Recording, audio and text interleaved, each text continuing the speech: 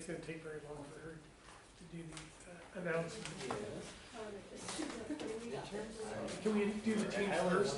Yeah, absolutely. We'll do the team. Do you have a concurrent thing going today? Do you have a concurrent?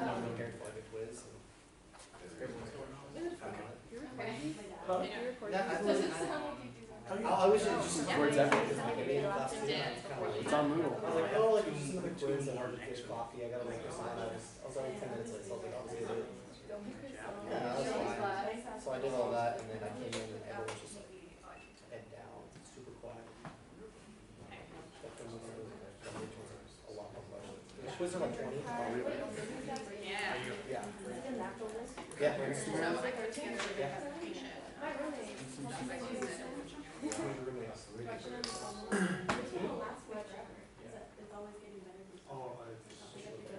Cause so I sit in the I think I should, one in the two.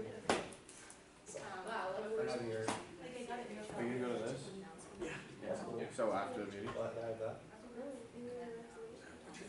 Colton. Crabtree. 21. I was reading, I have one on my desk. Yeah. You wanna? And then let's work together. Are you a rugby player? Yeah, just like regular. And you're a finance major? Okay, we need to come see.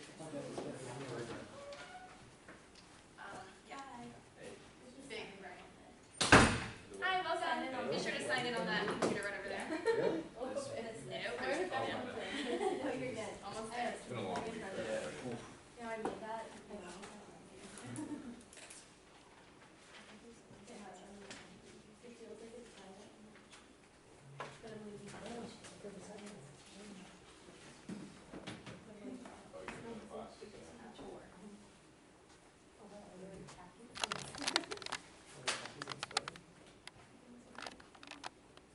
We're gonna get started here in just a sec, guys. Are you recording us again? I'm only recording you. Record Giacchino too. He needs to be on his game. Oh, yeah. Well, he's gonna brush his hair first.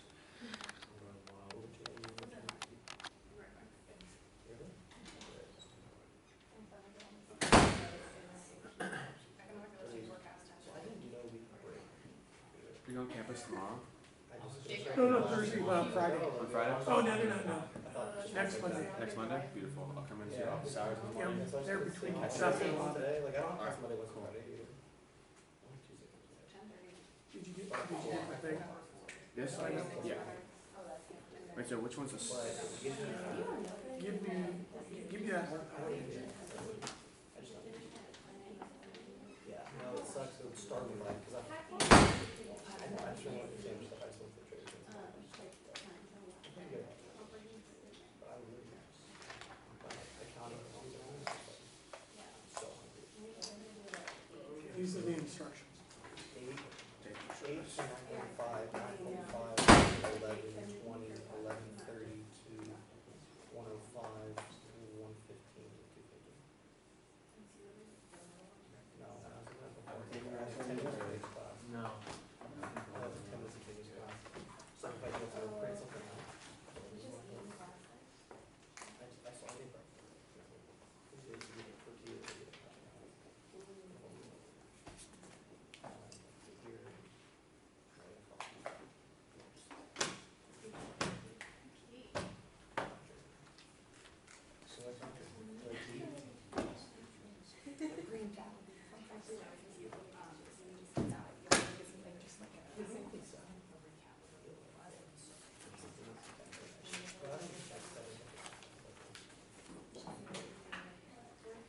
It's just FDIC.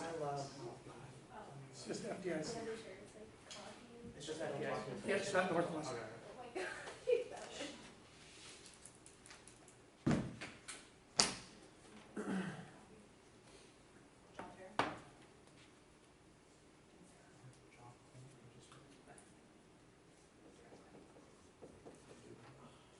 I thought there was one more.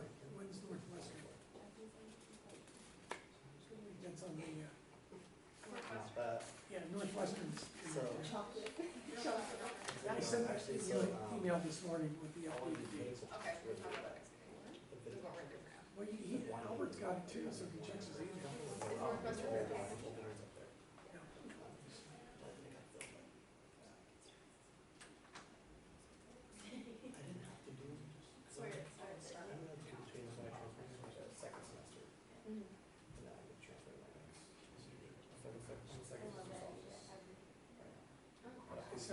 I sent you guys that this morning. Do you know what it is? Is it November?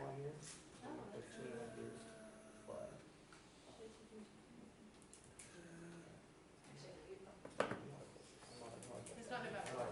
Well, I think it might be the 13th. It might be November 13th.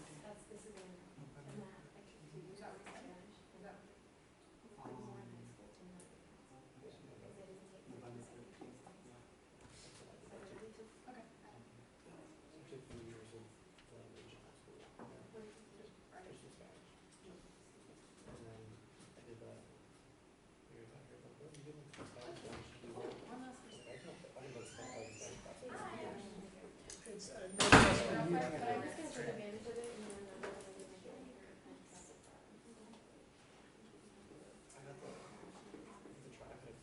Got it.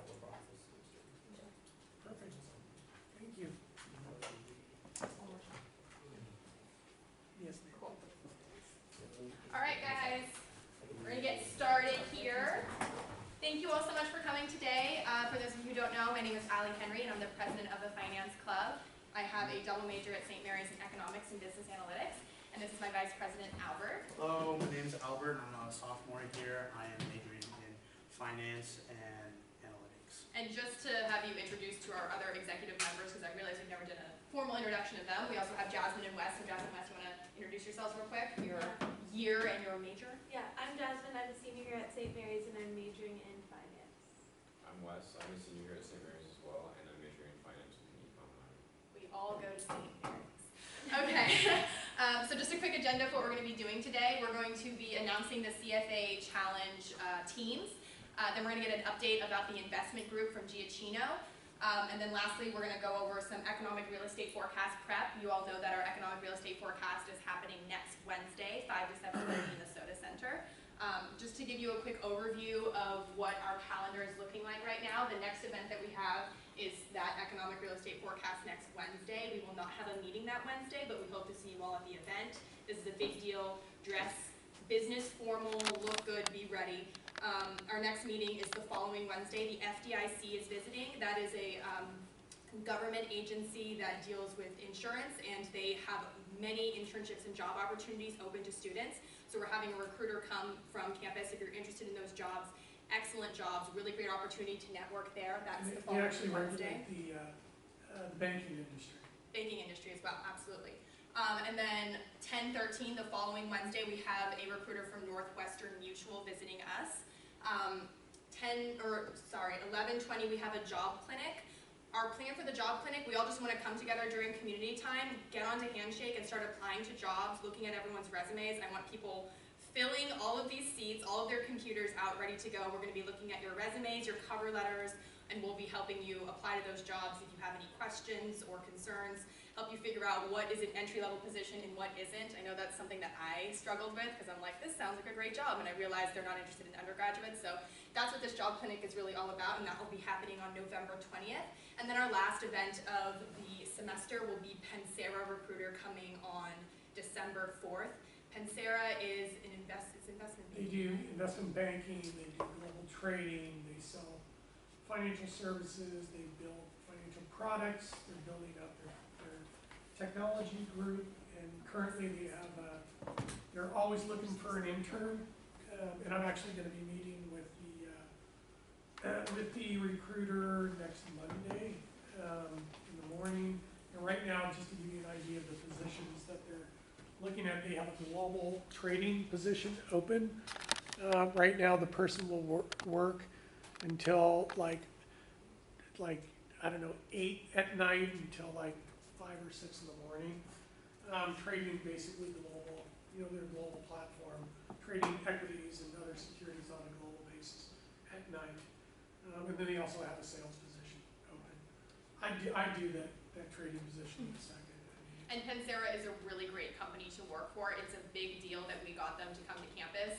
It kind of sounds more like think of it as like a JP Morgan Chase or something. Like it's a big deal that we were able to get a recruiter come, so definitely make time for that 12-hour day, even if you're not interested in investment banking or those positions, just to hear what they have to say and then learn a little bit more about the industry. Get your face out there, network. We're actually gonna do a program around those guys. And we're planning on doing a program in spring semester with The Pensera. president's gonna come, and then he's gonna have his trading, investment banking, operations, wealth management, seniors come in and do a program so you guys can see exactly what it's like to put together and run a multi-line, financial services company. When is that? Go ahead and sign It's in on gonna the be computer. somewhere, Yes. sometime this spring. Thanks, sorry, Matt. No, thank you for adding that. Okay, so moving to our first item on the list, we're going to be announcing the CFA Challenge teams for this year. If you're not familiar with the CFA Challenge is a competition. It's a national competition in which undergraduates and graduates from universities across the United States come together and they do an analysis of a company and decide whether they believe you should buy, hold, or sell the stock based on their analysis. There is a report section of this process, and then there's also a presentation section. So there are regional competitions, and then finally there's a national competition. Our team last year was fantastic, some of the smartest people at St. Mary's I have ever met in my entire life, and they received second place for their presentation, and I think a little further down in their report, because they didn't look at the instructions correctly, they actually wrote too long of a report. It was too thorough. But I'm sure the CFA Challenge this year will be great because we have Stephen Parlett who will be leading the CFA Challenge teams and guiding you through this process. Giuliano, do you want to say a little bit about Stephen Parlett, his background? Yeah, so a little bit about Stephen Parlett. He used to work as a portfolio manager for one of the largest hedge funds here, Citadel, and he's retired now, so now he's just working on projects here and there, and he's decided to help the school out by leading the CFA teams, and he has a lot of experience, so he's a really nice guy to talk to, so. And he Yeah. was an advisor as well last year. for the CFA Challenge. we can't hide from the camera. Okay, Too so much fun. announcing the first CFA Challenge team. This was open to undergraduates and graduates, and we were able to compile 2 teams from the undergraduate section because you all were the best applicants for the position, and we believe that these are the strongest teams that we could have made. So thank you to everyone who applied, and sorry graduate students, undergrads got it this year. Our first team is comprised of Regina. Yay, Regina. Portland, who isn't here today, but she is very involved with the Finance Club. She just works at an investment firm on Wednesdays during community time, but we're very excited to have her. Giuliano DiMartini is also on the team. Giacchino Singhe is also on the team, the president of our investment group, rather. And Jack Callan. Jack? Yeah. Thank you, Jack. We're so happy to have you. So that's the first team. Give a round of applause. We're so happy to have you. Okay, so that's team 1, and then we also have our second team with Manasa. Thank you for joining. Ryan McAloon. Ryan, where are you at? Thank you, Ryan. Jasmine Dillion, my girl, VP of Programming. Paula Luciano. Thank you, Paula. And also Wesley, our other finance executive member. So give a round of applause for team 2. That means that we have 2 teams competing against each other from St. Mary's for the #1 spot. If we could be 1 and 2, wouldn't that be the dream? You guys are working together here, but you're also competitors, so that should be interesting. Very excited for you guys. Thank you so much for representing St. Mary's. Okay, moving on to the next item, we're going to be hearing a little bit from Giacchino regarding an update from the investment group. For people who don't know what the investment group is, it's another subset of the Finance Club that works specifically to manage a $100,000 fund, who is also advised by Stephen Parlett and other St. Mary's faculty in order to invest that money. So if that's something that you're interested in joining, Giacchino is the person to reach out to. But in the meantime, let's just have a quick update from Giacchino. Giacchino, come on up. Oh, going up? Okay. Yeah, up here, Alright. right in front of the camera. Thank you, Professor. Rotated. Okay. Thank you so much for coming, guys. Happy to have you. Yeah, so quick update in the investment group. If you haven't come yet, still show up. Right now we're just looking at a couple equities in the telecommunications space to add to the portfolio. going to be switching our meeting times to bi-weekly to switch off with the finance club so don't conflict. I noticed that was a problem in the beginning, so to avoid that, we're going to be meeting next week on the 30th, and that's going to be before the real estate forecast, so don't worry. Community time. Yeah. And then after that, next week we'll be skipping it. The week after that is our next meeting, and we'll keep repeating that. So yeah. Great, thanks so much, Okay, Gina. that is it. That is the investment group update. Sounds good. Okay, our last item is just to talk a little bit about the economic real estate forecast that's coming up. And the real point of this event is to have you guys network with professionals. And if we're networking, we gotta sound intelligent about what we're learning about. So if we don't know what we're talking about and we show up and someone says, what do you think is gonna happen in the economy? And you go, that's gonna be bad. We're not gonna network well. That's not the way to do it. So we're just gonna touch on a few points, see where we're at, and kind of get educated on this subject so that we're ready to go. Hot topics in the economy right now. Any hot topics that you guys can think of just off the top of your head, something that you would want to cover today, anything at all? Just spill it out. What do we got? Yield curve is a hot topic. Yield curve, that's a great one. Thank you for bringing that up. Yield curve, that's definitely something we're going to talk about. What else? China's a good one. Thank you, Wes. China's a fantastic subject, and we're going to be talking a little bit about the trade war. Anything else? Anything at all? Anything you're just curious about? CLO default rates. Okay, well you can speak on that. I don't know. Well, I'm just curious what your take might be on it. Okay, let's touch on that near the end. CFO default rates. CLO. CLO. Collateralized loan. Susan, I'm going to pass that on to you. That's fine. Cool. Sounds good. Anything else you want to talk about? Anything else that's interesting us? Cool, then let's get right into it. So, just an overview of what we're going to be talking about, some economic stats, just some general statistics that we should know about the current United States economy. We're going to be talking about leading indicators in the economy, indicators of whether or not we're going into a growth period or a period of a recession, or a period of downward movement. Specifically, the two leading indicators we're going to be talking about is the inverted yield curve, as well as residential investment. It's a real estate forecast, so obviously we have to touch on that. And then lastly, we're also going to be touching a little bit on the trade war, because that's a hot topic. Everyone loves to talk about that. Okay, so real gross domestic product. We all know what GDP is. The current GDP is $19.02 trillion. A healthy growth rate for the economy is around 2 to 3%. And the final Q1 growth rate was 3.1%, and the final Q2 growth rate was 2%. Anyone know why that was kind of declining just a bit? Any reasons? We already mentioned it. Possible Trade war. Trade war. Trade war is affecting it. Trade war is affecting the industrial industry right now. Yeah. What's the difference between Q1 and Q2? Quarter 1 and quarter 2. Got it. Yes. And Thank you they're for asking. annualized. Those are annualized numbers. Annualized numbers, exactly. And so that's the final growth rate for the entire quarter 1. Thank you for asking for clarification. And then lastly, this is all adjusted for inflation. This is real GDP, and inflation is at about 1.6% as of today, and a healthy inflation rate is anywhere below 2%. So we're good on that. You don't want to healthy. You want to say the target inflation rate is 2% by the Fed, and we're at 1.6, so we're below the target. The 3.1 is the target for the Fed. The 2% is we're not hitting the target. Is that for inflation or for? Both. So inflation target is 2%, but we're at 1.6. The GDP target is 3%, and we're now at 2%. But we expect it to be in a range between 2 and 3%.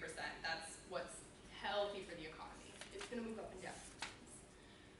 Just to give you an idea of how long we've been in a growth period, this was our last recession, and it's just been up ever since. So everyone is kind of asking the question of, when is the recession coming? When should we be taking our money out of the stock market, putting it into the bond market?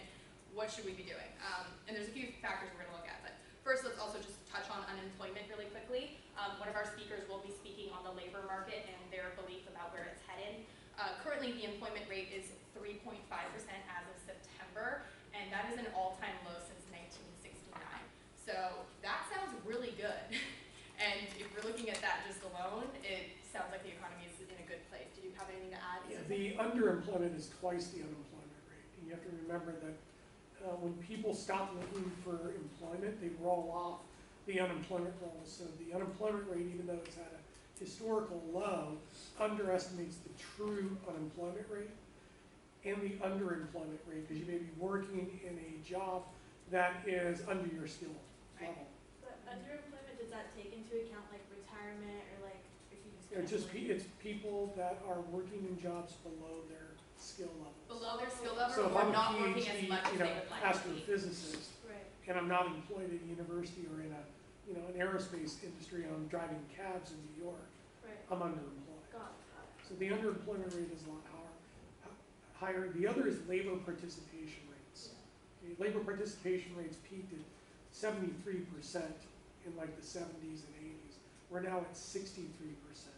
So a lot of the people who are qualified or able to work are not participating in the labor force. So there's labor force dislocation that's going on. Okay, we should be at a higher labor participation rates.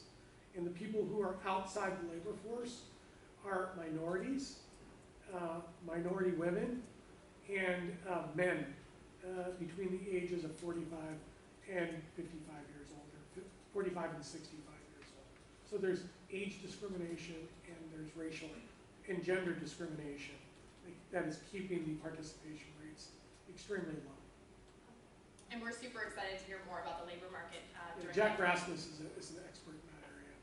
I don't think Jack is speaking on it though. I think it was one of the. No, he's probably doing central banking. But Yeah. he's been writing a bunch of articles on basically how distorted this number really is. I mean, the politicians like to quote it because it's a great number, which it is a great number, but there are certain segments or stratas of the socio-demographics that are being left behind and aren't participating in this recovery. So we're interested in seeing how that plays out during our event. Just to give you an idea of that, obviously unemployment increases during times of recession. So we have, I mean, look at it, it's down real low. But apparently that number isn't as realistic or as nice as it might sound. If you're highly because educated the statistics and you behind have it. skill It's a way you sets, can you're match numbers. fully employed. Absolutely. So going back to our graph of gross domestic product, we've been in a period of growth for so long, everyone's asking, when are we going to be in a recession? What should we be looking out for? So let's talk about some leading indicators for when the economy is headed towards a recession. And we'll start with the yield curve. So just a quick update on what the yield curve is. We're all finance majors, I'm sure we know what it is.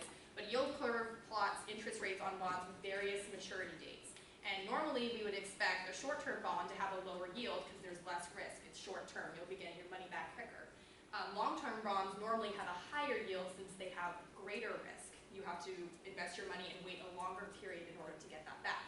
And I would flop out risk for inflation expectations.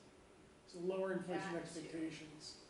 Specifically the risk in inflation, but also risk in I would say liquidity and risk as other- reflected in inflation expectations. inflation, liquidity, there's lots of different aspects of risk, absolutely. So talking on the inverted yield curve, normally a yield curve, we're used to seeing it where yield is on the y-axis and maturity is on the x-axis. We're used to seeing a yield curve that goes upward, where the longer the maturity, the greater the yield.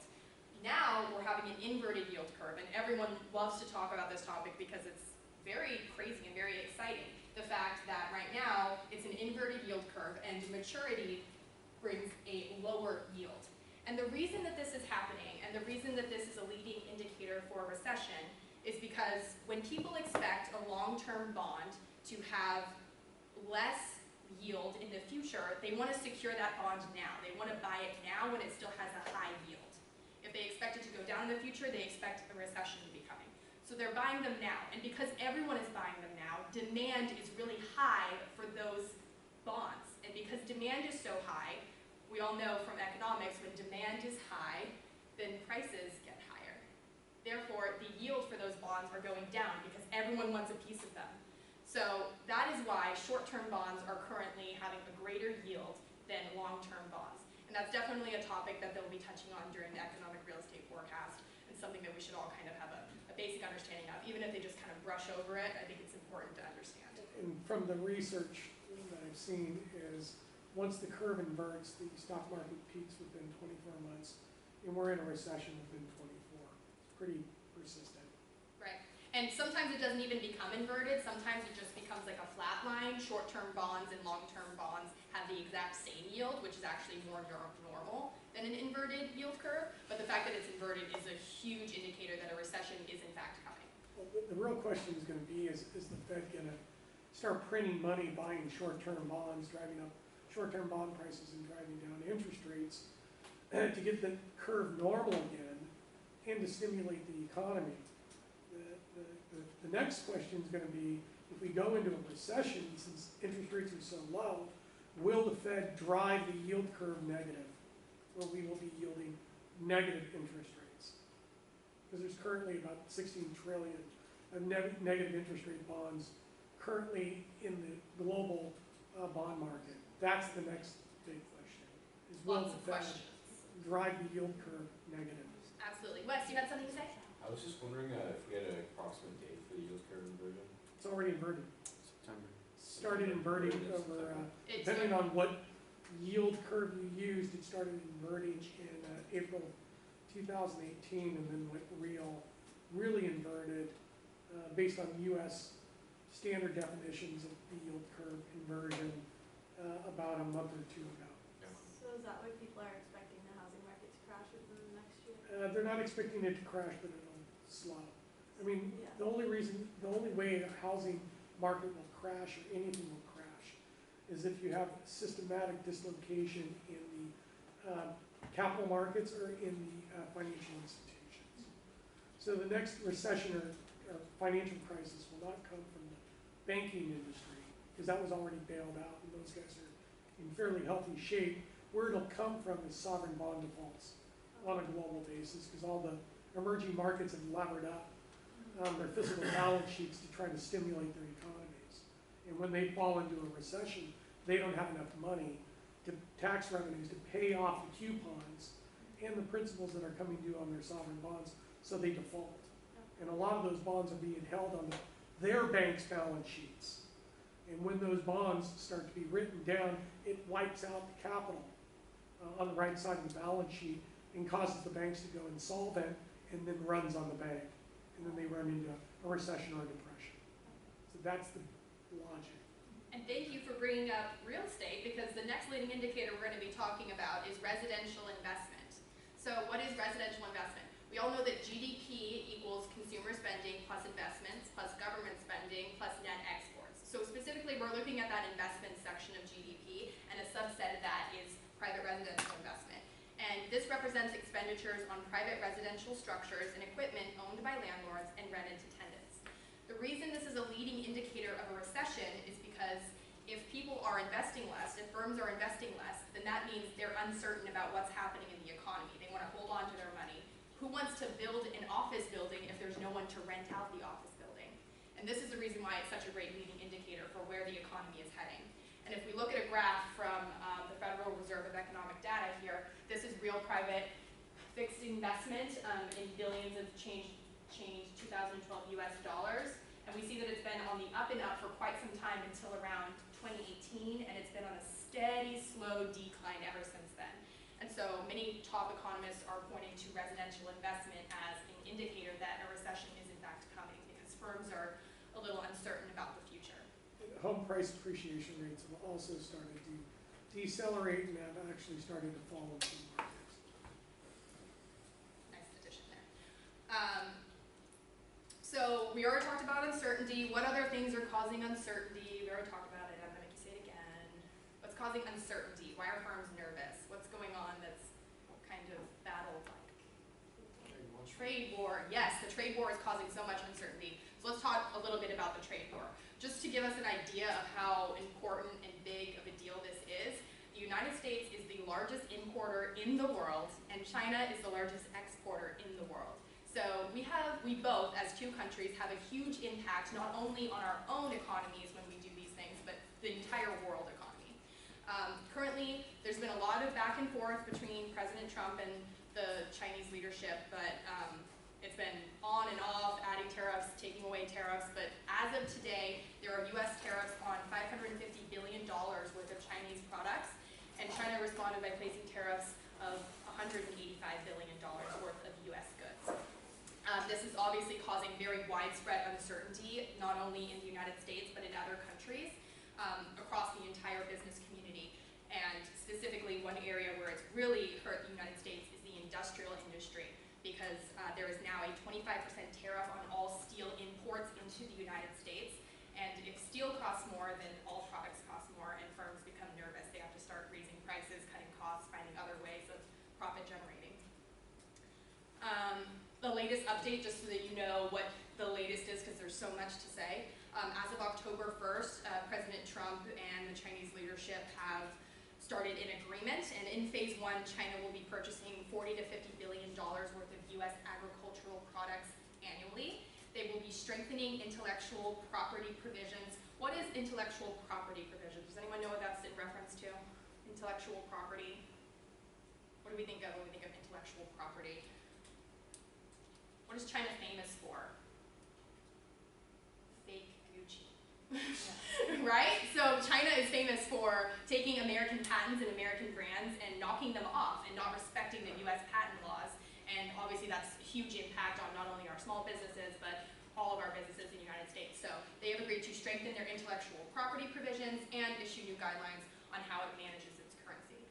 So that's our latest update on China and how it's affecting So the you economy. probably want to double check those numbers, because when you say will, it sounds like the agreement's already been agreed to and implemented.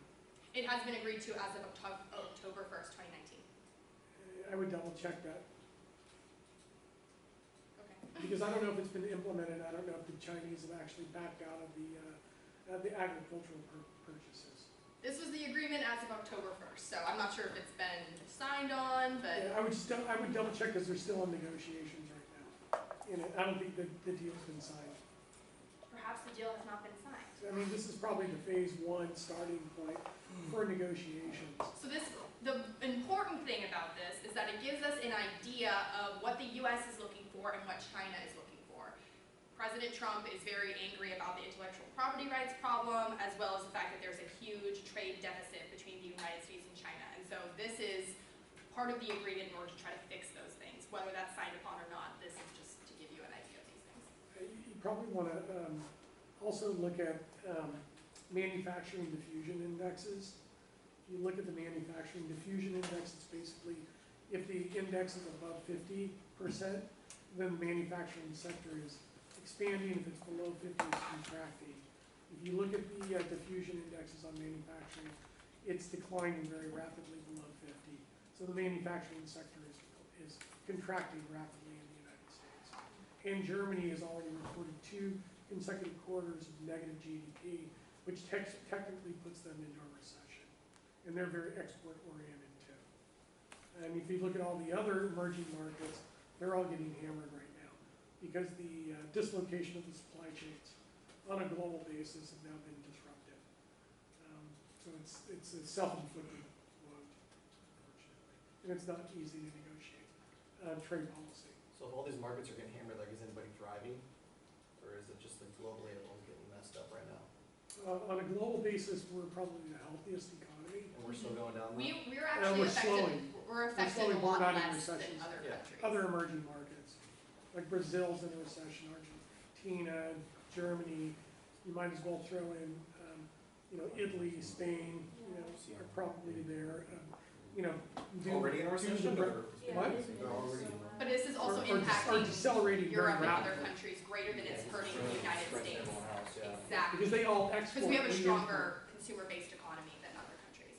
Over 70% of our aggregate demand comes from internally. So, but we import more than we export.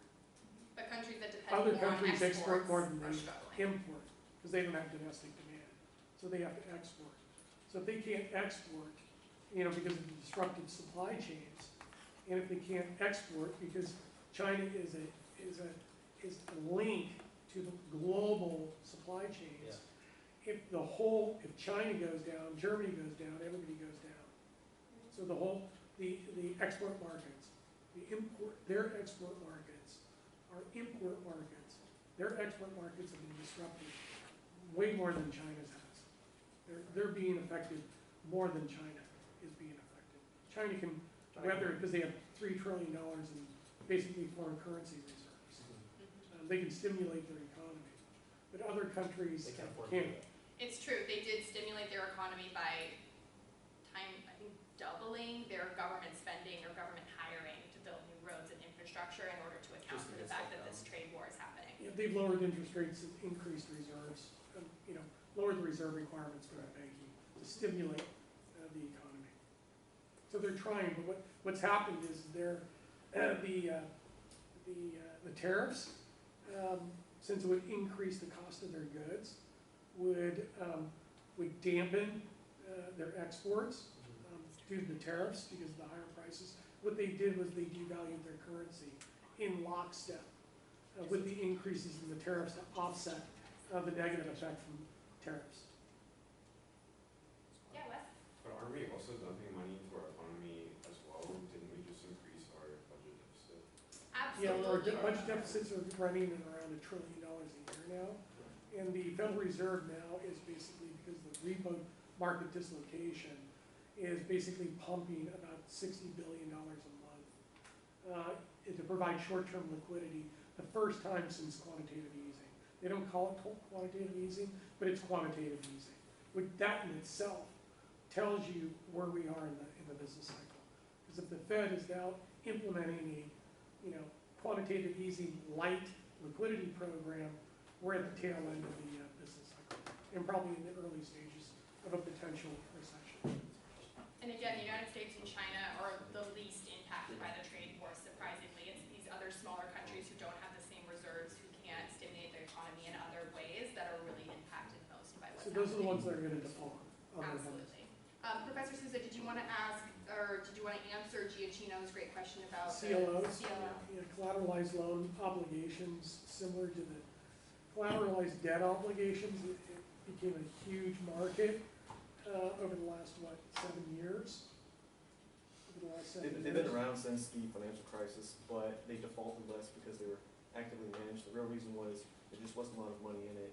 And now CLOs make up about $1.4 trillion of US Which is a money. huge market Yeah. expenditure. And, you got similar characteristics. People don't know what's going on.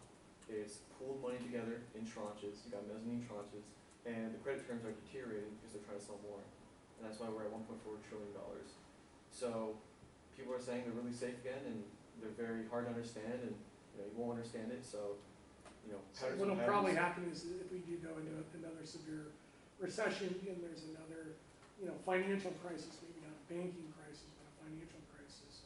The Federal Reserve, what they did during the financial crisis, they printed, $5 trillion and bought all of the CDOs and all the mortgage-backed securities and all that crappy paper off of the banking system's balance sheet and threw it onto the Fed's balance sheet. So if the CLO market goes, the question is, will the Fed, print another $1 trillion or $2 to clear that market and take that, that crappy paper off of the bank's balance sheet and the hedge fund's balance sheet and put it onto the Fed's balance sheet? And I think they will. It's going to hurt even more. Oh, yeah. But the Fed will not let a capital market like that go down. But the Federal Reserve should not have let a market like that develop. Yeah, I mean, it's just Because of the risks. corporate debt that has really low credit scores.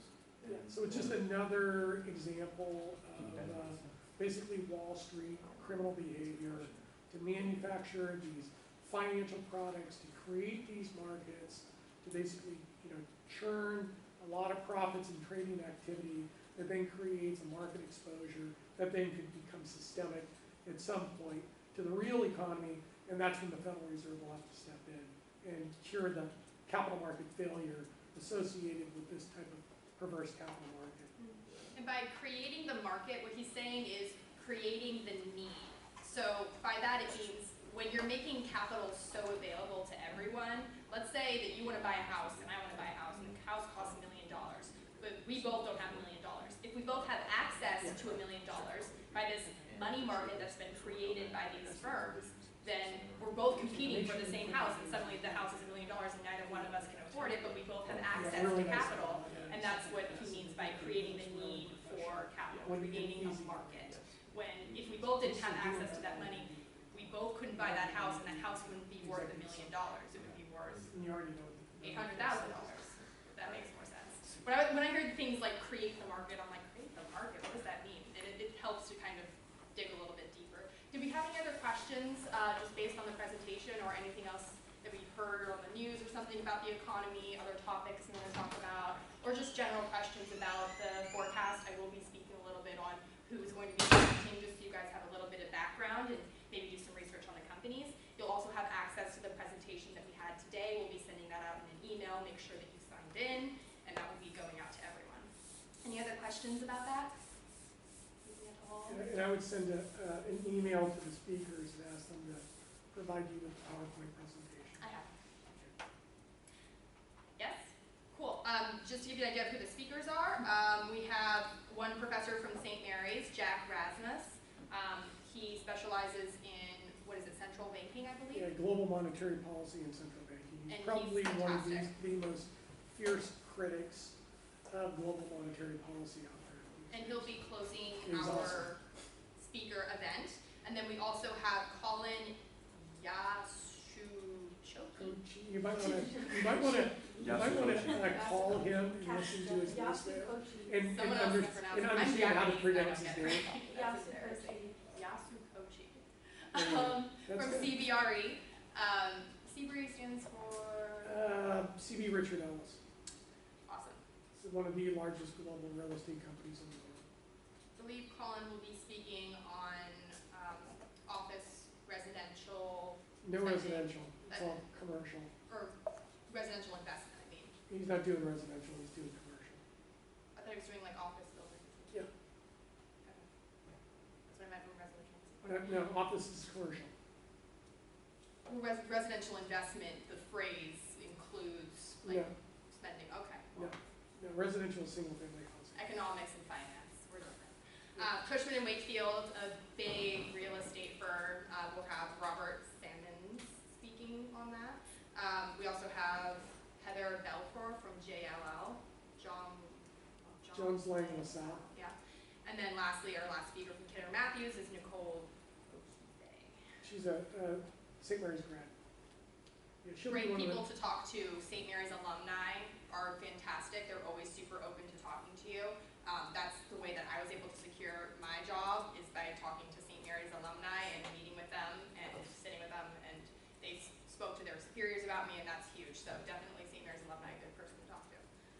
Okay, I think that's it. Were there any other questions about the forecast or anything like that?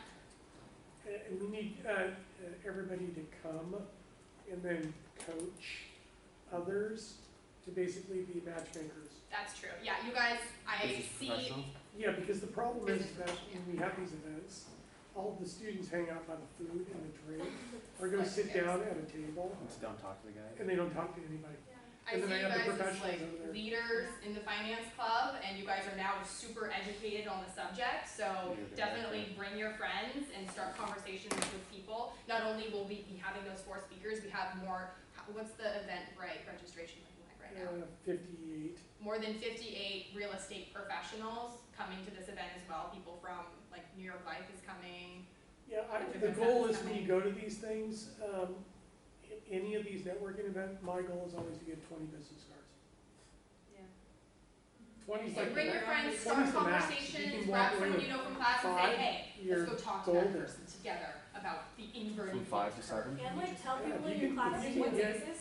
5 to 7 business cards. So and this follow is, up the on economic it. real estate forecast is next Wednesday, 10:30. Be sure to register on Handshake. It's super easy. You should have received literally 100 emails, and you will be receiving more if you haven't already. It's literally one click if you get it in your email, or you can look it up on Handshake. And we're going to be using that registration list. A lot of professors are giving extra credit for it. You can ask me after our meeting if your professor is one of the people who's agreed to do that, but we're going to be sharing that registration list with professors, so if you didn't register but you did show up, you weren't on the list. So be sure to register for that. Yeah. Any other questions about that? Invite This is next professionals. Wednesday. You know, here. people in your professional Soda network, Center, invite them. 5 to 7:30. Next Wednesday, Soda Center, 5 to 7:30. Business attire. Bring your resumes. Have that ready in case you really connect with someone and you want to share that with them. Don't be afraid to Actually, ask for Albert's business got cards. business cards. Never be afraid to ask You for wanna- business cards. You don't need to have business cards as students, but it is nice if you have And business tell your cards. classmates, because a lot of people don't know that it's been moved, or like they just ignore emails. Right. sometimes, This and- originally was going to be the second Last. week of Or October. we had the power But outage. there's the power outage, and then Wednesday it didn't even go out, so we could have We still had a fire over the hill. No, that's true. The whole Oh, St. yeah. Mary's is on fire. That freaked me out. Yeah, but I will see all of you there, and we're excited about it, so. You get out of here. And if you guys get a chance, just follow the St. Mary's Finance Club, Next Yes, time we. follow us on Instagram, we Instagram is post dead. updates about meetings and last minute events, last minute opportunities on there. show like Personally, Snapchat stories. yeah, absolutely. Keep it accessible for you guys. Absolutely, and I don't know if you guys have the same experience, but I feel like St. Mary's isn't the best at communication, and so there's like these crazy amazing events, like Amazon was on campus in early October and no one knew about it. We are gonna be posting stories and things about that, not just finance club events, but other opportunities for you guys, so we wanna keep you up to date, that's our existence, that's our point. It was like sad. I know. What's that kind of now? I was in like, I already had a job. Yeah.